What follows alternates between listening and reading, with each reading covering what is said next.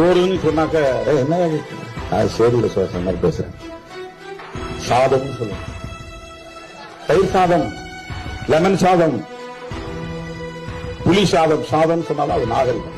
சோறுன்னு சாப்பிட்டா அது வந்து சேரியில இருக்கிற பாஷை. இவன் ஒரு ஃப்ரேம் போடுறான். சோறு தான் வந்து அருமையான தமிழ்ச்சொல், நல்ல தமிழ்ச்சொல்.